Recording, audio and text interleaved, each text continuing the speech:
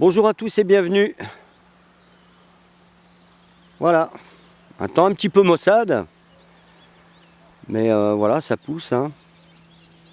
Je voulais vous présenter aujourd'hui un arbre qui est le Ginkgo biloba, l'arbre 40 écus.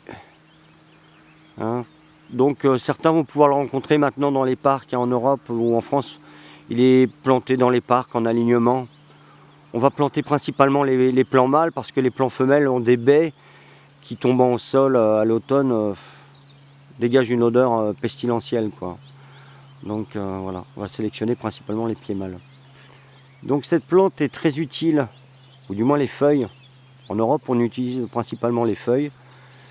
Donc il y a des extraits standardisés, hein, qui vont nous aider justement pour prévenir les, comment dire, qui vont aider dans la microcirculation, hein, et donc éviter l'agrégation plaquettaire, donc éviter la formation des caillots sanguins, donc en prévention des phlébites.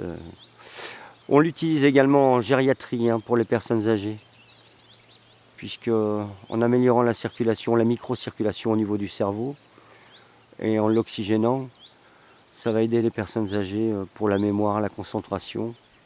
Voilà. Très utile dans ce domaine. Sinon, cet arbre est un arbre préhistorique, puisqu'on retrouve, il serait apparu sur Terre il y a maintenant 150 millions d'années.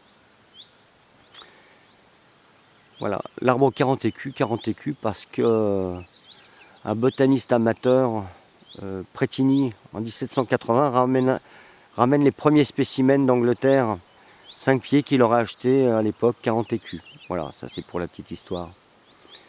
Maintenant en Chine, on l'utilise en faisant bouillir les baies, justement, les fruits de la plante femelle. Ces amandes vont être grillées ou bouillies, voilà, rajoutées dans l'alimentation. Et en Chine, les Chinois s'en servent pour prévenir les bronchites, hein, les affections pulmonaires. Donc utile aussi dans ce domaine. Voilà. Maintenant, vous pouvez le planter dans votre jardin, hein. Il résiste à des températures négatives. Voilà, très résistant, hein. Il résiste également à la pollution.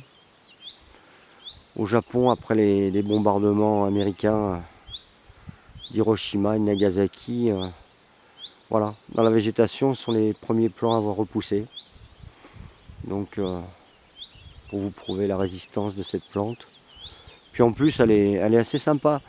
Elle va pousser en forme pyramidale. Bon, là, évidemment, c'est un jeune plant, donc on ne voit pas bien. Voilà.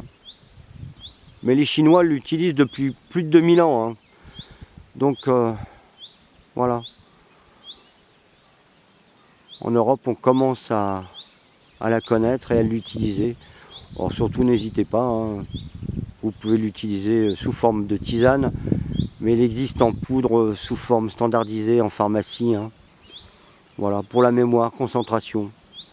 Elle est vendue principalement pour ce type de pathologie. Voilà. Ben écoutez, en espérant que cette petite vidéo vous aura renseigné sur cette plante, ben je vous dis à bientôt. Allez, au revoir et merci.